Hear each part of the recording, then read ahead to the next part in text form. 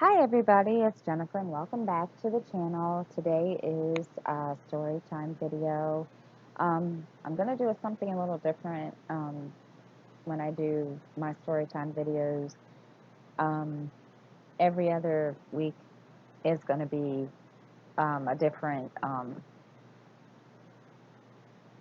every other week I'm going to be stitching or diamond painting. So this week we're diamond painting along with um, the story. So I don't remember exactly where we left off, but I'm going to start with chapter 26. That is of Anne of Green Gables. That is what popped up when actually, that's what was bookmarked on my Kindle. So here we go. Junior Avonlea found it hard to settle down, or excuse me, chapter 6, the story club is formed. Sorry. Junior Avonlea found it hard to settle down to humdrum existence again. To Anne in particular, things seemed fearfully flat, stale, and unprofitable after the goblet of excitement she had been sipping for weeks. Could she go back to the former quiet pleasures of those faraway days before the concert? At first, as she told Dinah, she did not really think that she could. I'm positively certain, Dinah, that life can never be quite the same again as it was in those olden days, she said mournfully, as if referring to a period of at least 50 years back. Perhaps after a while I'll get used to it, but I'm afraid concerts spoil people for everyday life. I suppose that is why Marilla disapproves of them. Marilla is such a sensible woman. It must be a great deal better to be sensible, but still, I don't believe I'd really want to be a sensible person because they are so unromantic. Mrs. Lynde says there's no danger of my ever being one, but you can never tell. I feel just now that I may grow up to be sensible yet. But perhaps that is only because I'm tired. I simply couldn't sleep last night for ever so long. I just lay awake and imagined a concert over and over again. That's one splendid thing about such affairs. It's so lovely to look back on them. Eventually, however, Avonlea School slipped back into its old groove and took up its old interests. To be sure, the concert left traces. Ruby Gillis and Emma White, who had quarreled over a point of precedence in their platform seats, no longer sat at the same desk, and a promising friendship of 3 years was broken up. Josie Pye and Julia Bell did not speak for 3 months because Pye had told Bessie Wright that Julia Bell's bow when she got up to recite made her think of a chicken jerking its head. And Bessie told Julia. None of the Sloanes would have any dealings with the Bells, because the Bells had declared that the Sloanes had too much to do in the program, and the Sloanes had retorted that the Bells were not capable of doing the little they had to do properly. Finally, Charlie Sloane found Moody Spurgeon McPherson because Moody had said that Anne Shirley put on airs about her resuscitation, and Moody was licked. Consequently, Moody's sister, Ella May, would not speak to Anne for all the rest of the winter. With the exception of those trifling frictions, work in Miss Stacy's little kingdom went on with regularity and smoothness. The winter weeks slipped by. It was an unusually mild winter with ever so little snow that Anne and Dinah could go to school nearly every day by way of the Birch Path.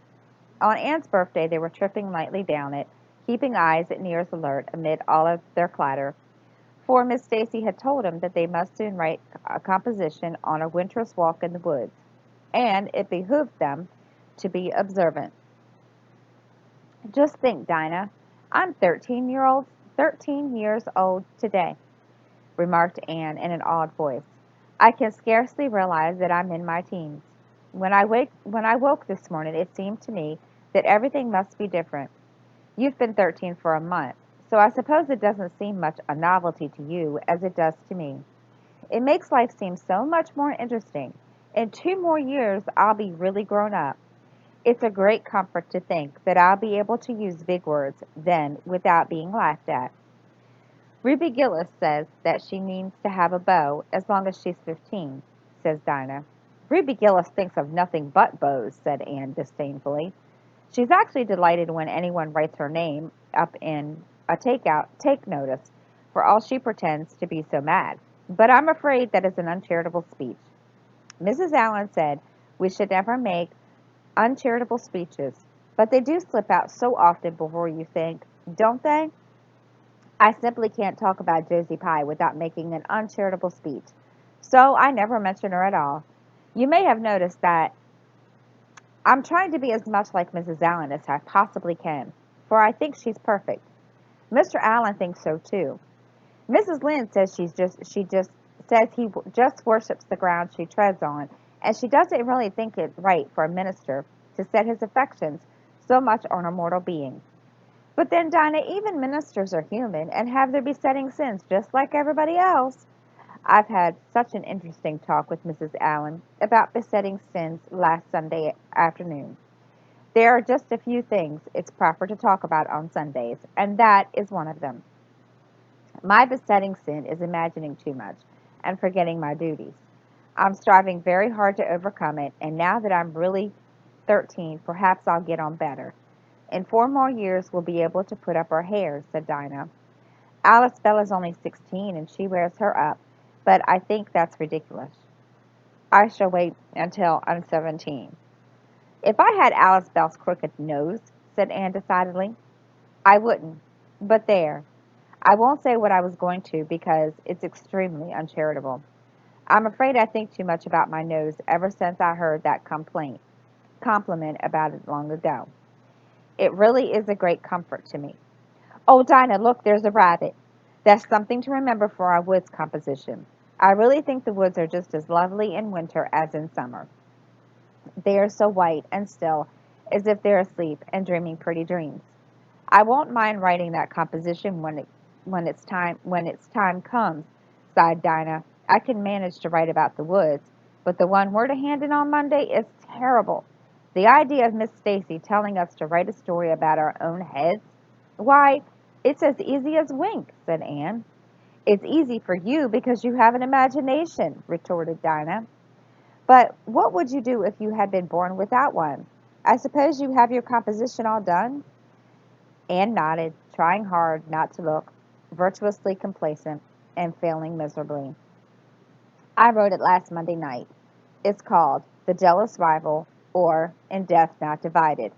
I read it to Marilla, and she said it was stuff and nonsense. Then I read it to Matthew, and he said it was fine. That is the kind of critic I like. It's sad and a sweet story. I just cried like a child while I was writing it. It's about two beautiful maidens called Cordelia Montemorsini and Geraldine Seymour, who lived in the same village and were devotedly attached to each other. Cordelia was a regal brunette with a coronet of midnight hair and duskly flashing eyes. Geraldine was a queenly blonde with her hair like spun gold and velvety purple eyes. I never saw anybody with purple eyes, said Dinah dubiously. Neither did I. I just imagined them. I wanted something out of the common. Geraldine had an alabaster brow, too. I found out what an alabaster brow is. That is one of the advantages of being 13. You know so much more than you did when you were only 12. Well, what became of Cordelia and Geraldine? Asked Dinah, who was beginning to feel rather interested in their fate. They grew in beauty, side by side, until they were 16. Then Bertram DeVere came to their native village and fell in love with the fair Geraldine. He saved her life when her horse ran away with her in a carriage, and she fainted in his arms, and he carried her home 3 miles, because, you understand, the carriage was all smashed up.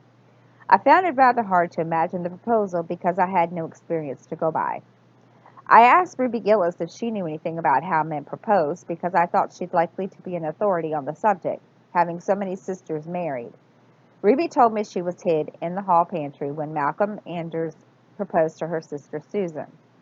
She said Malcolm told Susan that his dad had given him the farm in his own name, and then said, "What do you say, darling pet, if we get hitched this fall?" And Susan said, "Yes, no, I don't know, let me see." And then they were engaged. as quick as that. But I didn't think that sort of proposal was a very romantic one. So in the end, I had to imagine it out as well as I could. I made it very flowery and poetic, and Beatram went on his knees. Although Ruby Gillis says this isn't done nowadays, Geraldine accepted him in a speech a page long. I can tell you, I took a lot of trouble with that speech. I rewrote it 5 times, and I look upon it as my masterpiece.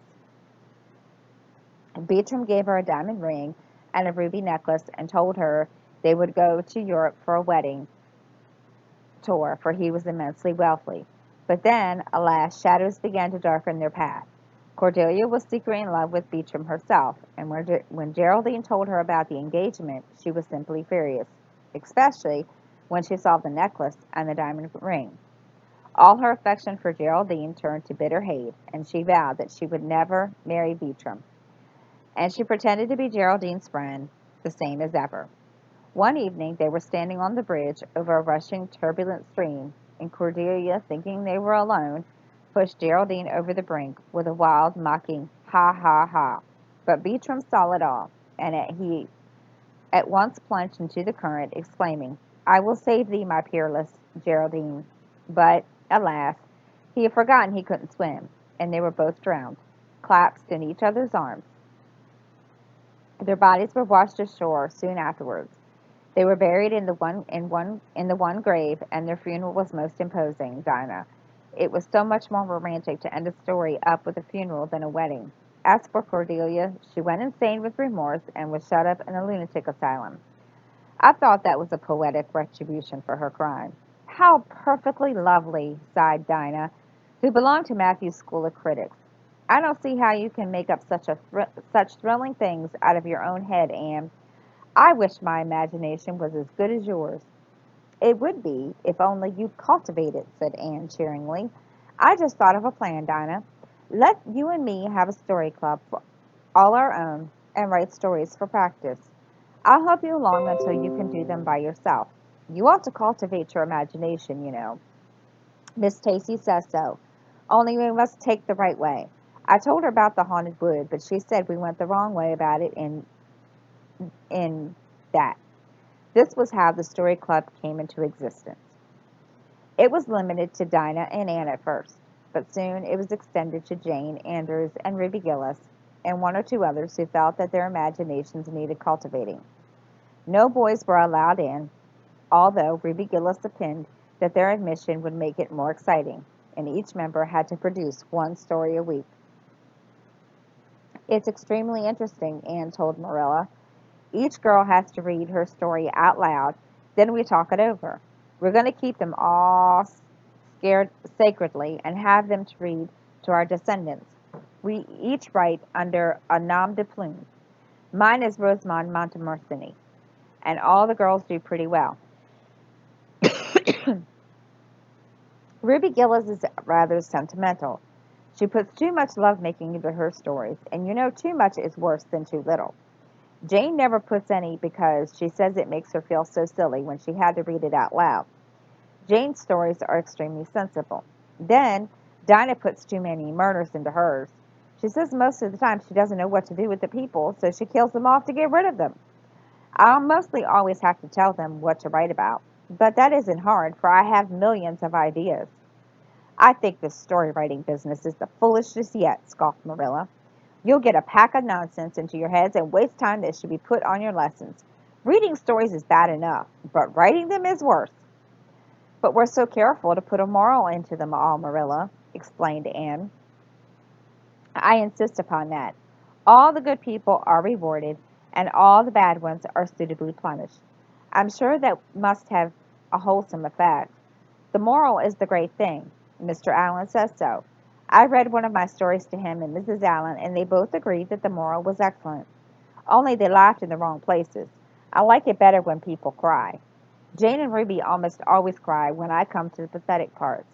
Dinah wrote her Aunt Josephine about our club, and her Aunt Josephine wrote back that we were to send her some of our stories.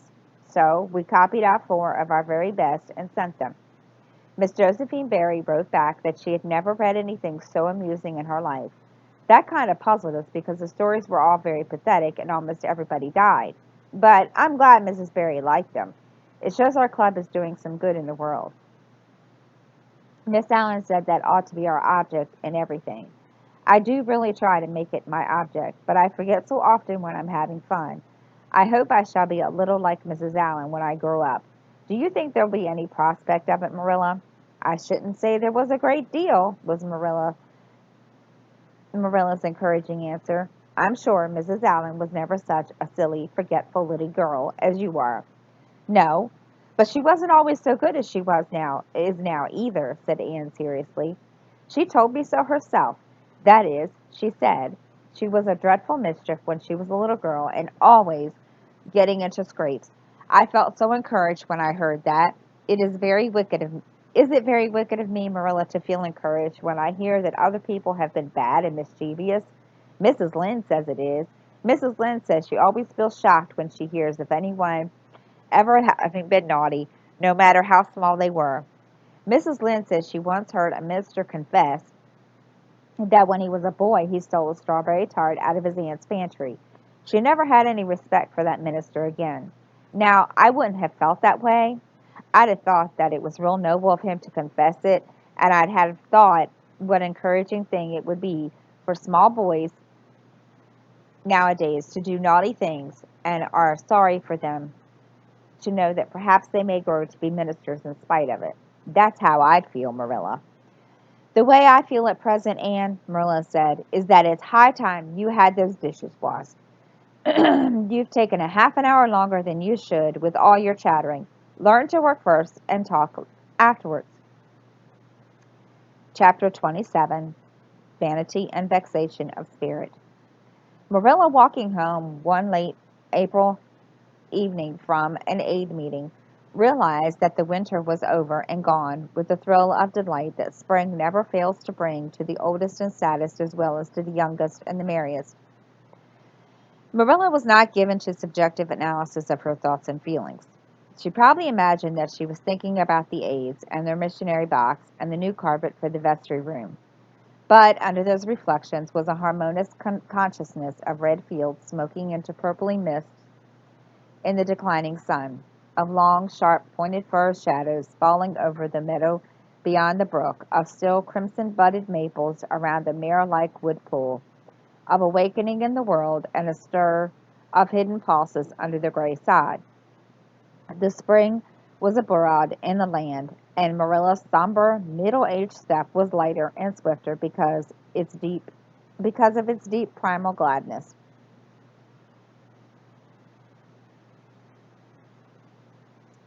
Her eyes dwelt affectionately on Green Gables, peering through its network of trees and reflecting the sunlight back from its windows in several little corsicans of glory.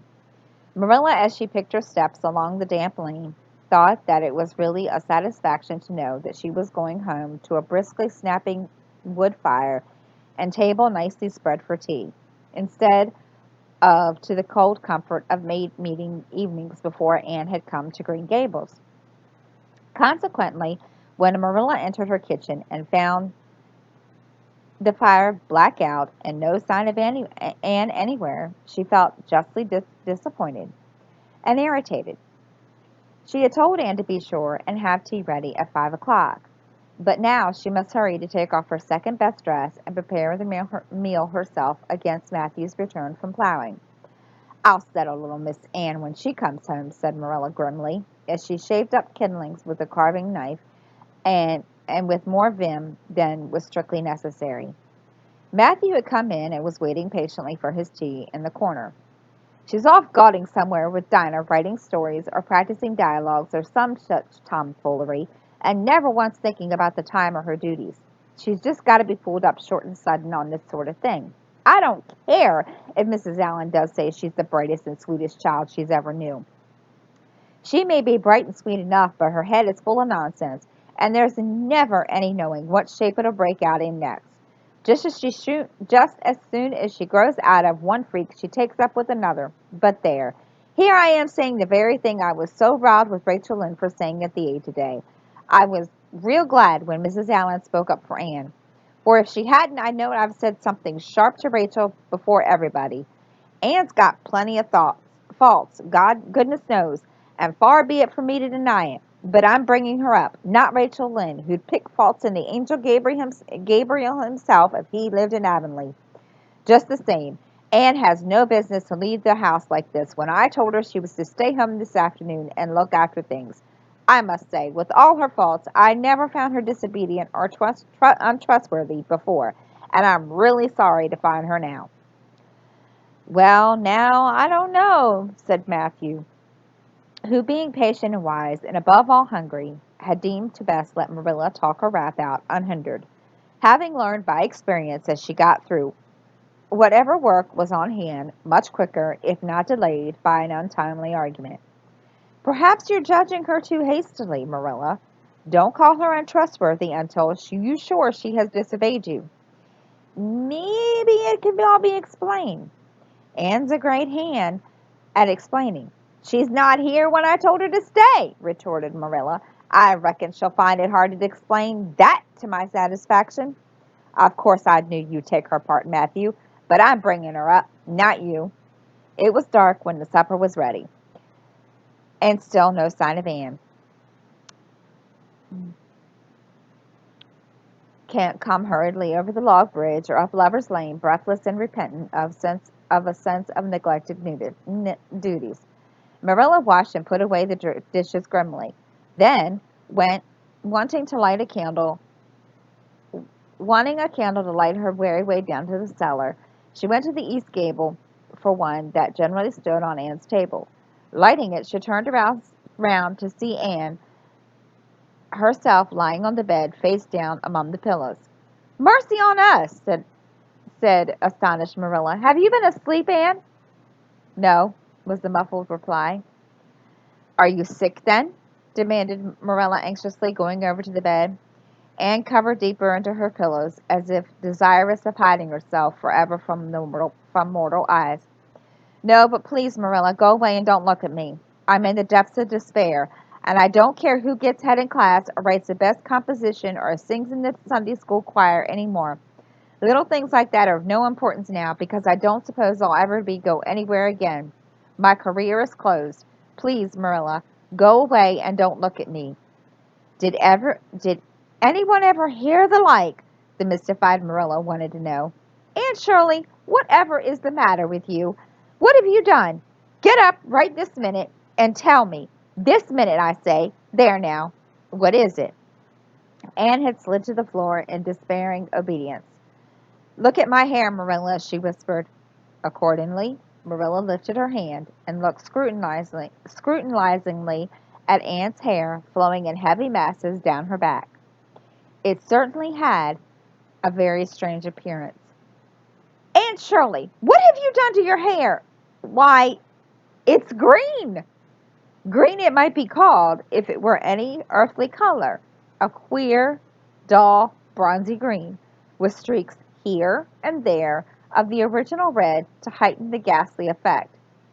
Never in all her life had Marilla seen anything so grotesque as Anne's hair at that moment. "Yes, it's green," moaned Anne. "I thought nothing could be as bad as red hair. But now I know it's 10 times worse to have green hair. Oh, Marilla, you little know how utterly wretched I am." "I little know how you got into this fix, but I mean to find out," said Marilla. "Come right down to the kitchen. It's too cold up here, and tell me just what you have done. I've been expecting something queer for some time. You haven't gotten into any scrape for over 2 months, and I was sure another one was due. Now then, what did you do to your hair?" "I dyed it." "Dyed it? Dyed your hair? Anne Shirley, didn't you know it was a wicked thing to do?" "Yes, I knew it was a little wicked," admitted Anne, "but I thought it was worth while to be a little wicked to get rid of red hair. I counted the cost, Marilla, besides, I meant to be extra good in other ways to make up for it." "Well," said Marilla sarcastically, "if I'd decided it was worth while to dye my hair, I'd have dyed it to a decent color at least. I wouldn't have dyed it green." "I didn't mean to dye it green, Marilla," protested Anne dejectedly. "If I was wicked, I meant to be wicked to some purpose. He said it would turn my hair a beautiful raven black. He positively reassured me that it would. How could I doubt his word, Marilla? I know what it feels like to have your word doubted. Mrs. Allen said that we should never suspect anyone of not telling us the truth unless we have proof that they're not. I have proof now. Green hair is proof enough for anybody. But I hadn't then, and I believed every word he said implicitly.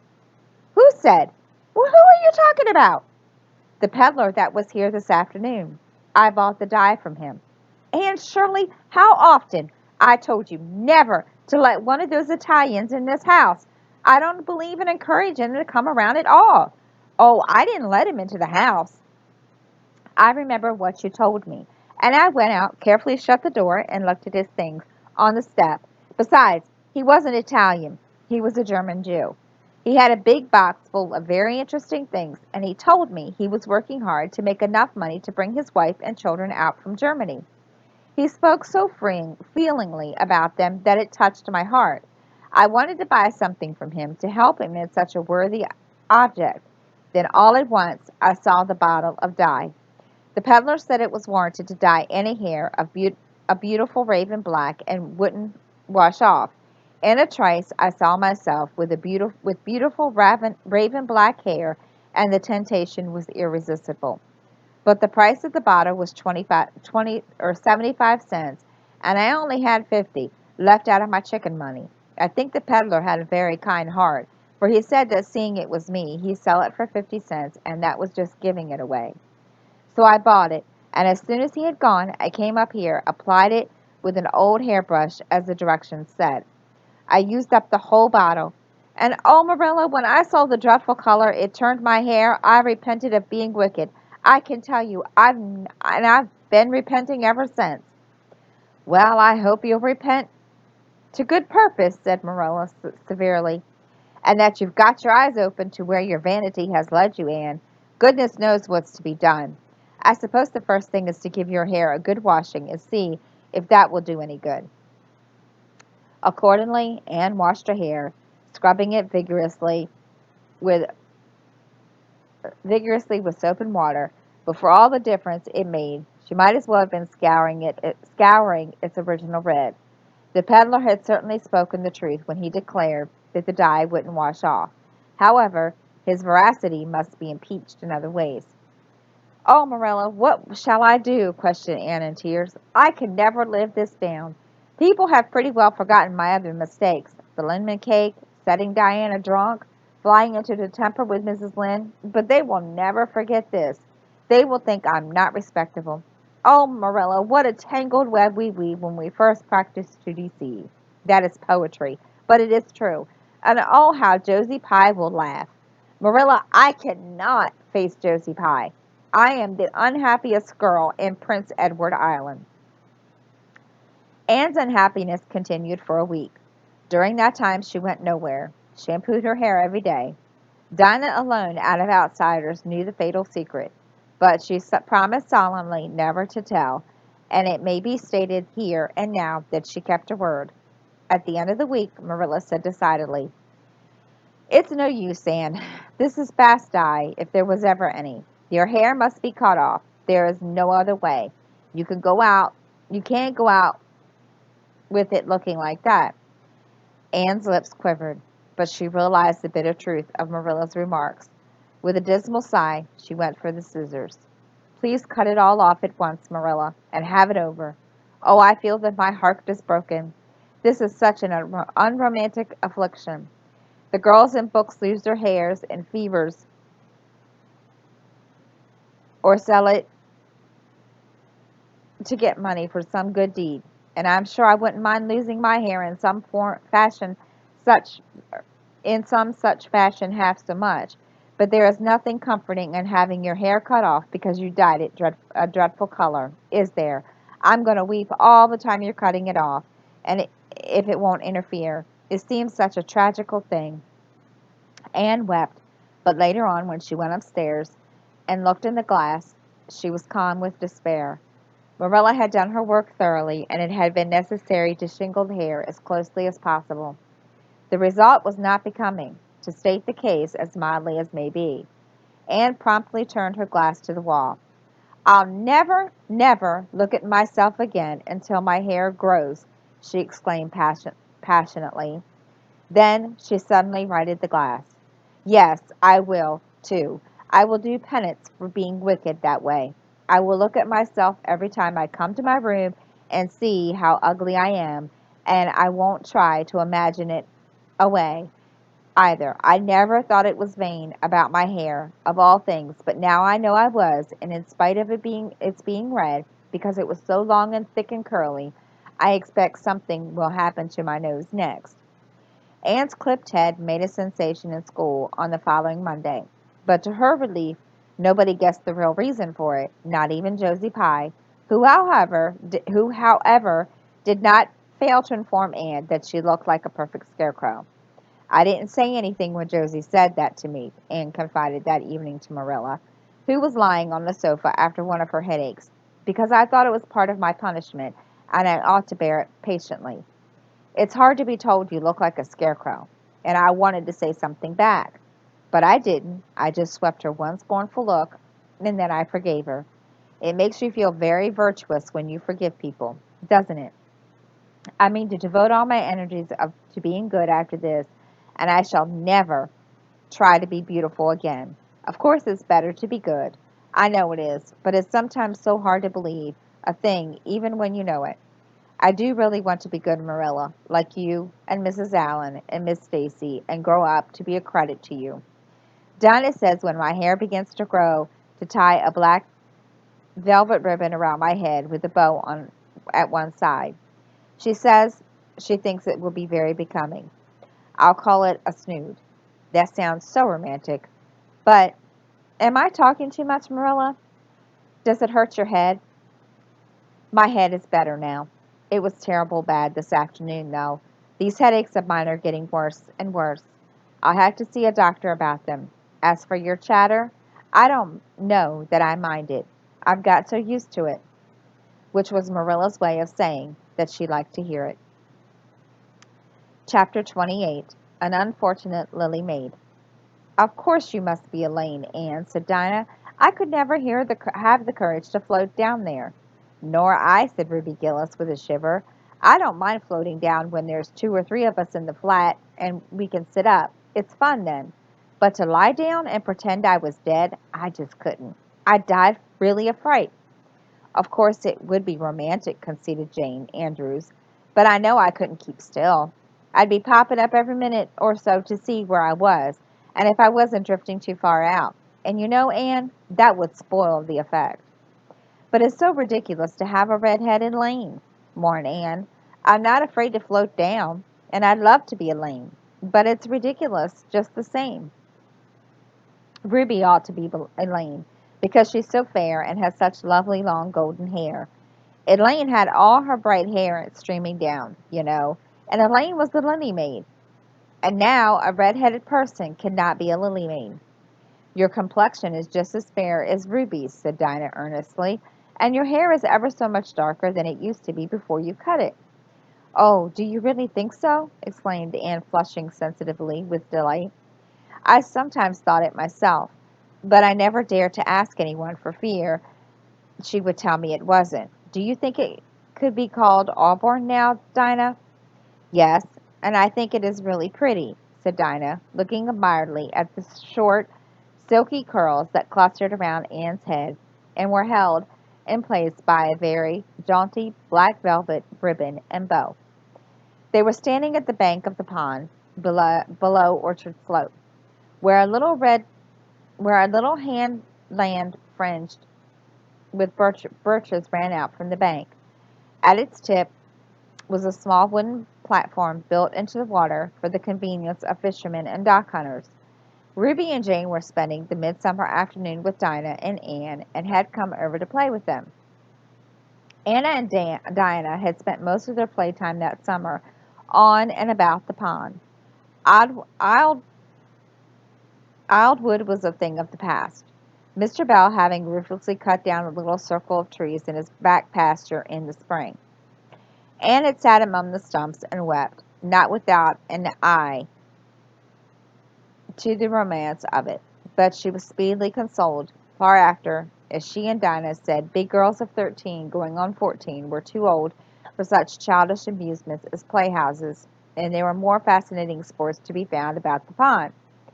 It was splendid to fish for trout over the bridge, and the two girls learned to row themselves about in the little flat-bottomed dory Mr. Barry kept for their duck shooting. It was Anne's idea that they dramatize Elaine.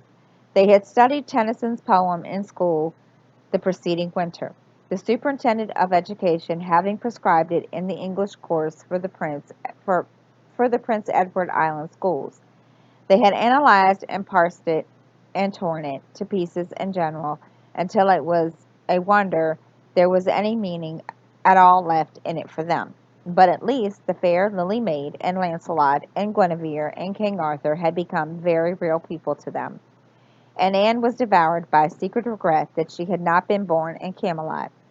Those days, she said, were so much more romantic than the present. Anne's plan was hailed with enthusiasm. The girls had discovered that if the flat were pushed off from the landing place, it would drift down with the current under the bridge and finally stand itself on another headland lower down, which ran out at a curve in the pond. They had gone They had often gone down like this, and nothing could be more convenient for playing Elaine. "Well, I'll be Elaine," said Anne, yielding reluctantly, for although she would never been delighted to play the principal character, yet her artistic sense demanded fitness for it, and this, she felt, her limitations made impossible. "Ruby, you must be King Arthur, and Jane will be Guinevere, and Dinah must be Lancelot. But first you must be the brothers and the father. We can't have the old dumb servitor because there isn't room for for two in the flat when one is laying down. We must pile the barge all its length in the in the now I lost my place in the blackest mate. That old black shawl of yours will be just the thing, Dinah." The black shawl having been procured, Anne spread it over the flat and then lay down on the bottom with with closed eyes and then lay down hands folded over her breast. "Oh, she does look really dead," whispered Ruby, nervously watching the still white little face under the flickering shadows of the birches. "It makes me feel frightened, girls. Do you suppose it's really right to act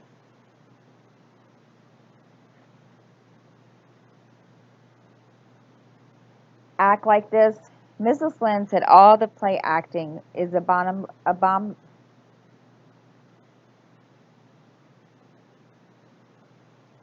all the play acting okay is abominably wicked. "Ruby, you shouldn't talk about Mrs. Lynde," said Anne severely. "It spoils the effect because this is hundreds of years before Mrs. Lynde was born. Jane, you arrange this. It's silly for Elaine to be talking when she's dead." Jane rose to the occasion. Cloth of gold for coverlet there was none, but an old piano scarf of yellow Japanese crepe was an excellent substitute. A white lily was not obtainable just then, but the effect of a tall blue iris placed in one of Anne's folded hands was all that could be desired. "Now she's all ready," said Jane. "We must kiss her quiet brows, and Dinah, you say, 'Sister, farewell forever,' and Ruby, you say, 'Farewell, sweet sister,' both of you as sorrowfully as you possibly can. Excuse me. And for goodness sake, smile a little. You know Elaine lay as though she smiled. That's better. Now push the flat off." The flat was accordingly pushed off, scraping roughly over an embedded stake in the process. Dinah, Jane, and Ruby only waited long enough to see it caught in the current and headed for the bridge before scampering up through the woods, across the road, and down the lower headland where, as Lancelot and Guinevere and the king, they were to be in readiness to receive the Lily Maiden. For a few minutes Anne, drifting slowly down, enjoyed the romance of her situation in the full. Then something happened, not at all romantic. The flat began to leak. In a very few minutes it was necessary for Elaine to scramble to her feet, pick up her cloth of gold coverlet, and pail of black samite, and gaze blankly at a big crack in the bottom of her barge through which the water was literally pouring. That sharp stake at the landing had torn off the strip of batting nailed on the flat. Anne did not know this, but it did not take her long to realize that she was in a dangerous plight. At this rate the flat would fill and sink long before it could drift to the lower headland. Where were the oars? Left behind at the landing. Anne gave one gasping little scream, which nobody ever heard. She was white to the lips, but she did not lose her self-possession. There was one chance, just one. "I was horribly frightened," she told Mrs. Allen the next day, "and it seemed like years, while the flat was drifting down to the bridge, and the water rising in it every moment. I prayed, Mrs. Allen, most earnestly, but I did not shut my eyes to pray, for I knew the only way God could save me was to let the flat float close enough to one of the bridge piles for me to climb up on it. You know the piles are just old tree trunks, and there are lots of knots and old branch stubs on them. It was proper to pray, but I had to do my part by watching out, and right well I knew it. I just said, 'Dear God, please take the flat close to a pile, and I will do the rest,' over and over again. Under such circumstances you don't think much about a flowery prayer, but mine was answered, for the flat bumped right into a pile for a minute, and I flung the scarf and the shawl over my shoulder and scrambled up on a big providential stub. And there I was, Mrs. Allen, clinging to that slippery old pile with no way of getting up or down. It was a very unromantic position. But I didn't think about that at the time. You don't think so much about romance when you have just escaped from a watery grave. I said a grateful prayer at once, and then I gave all my attention to holding on tight, for I knew I should probably have to depend on human aid to get back to dry land.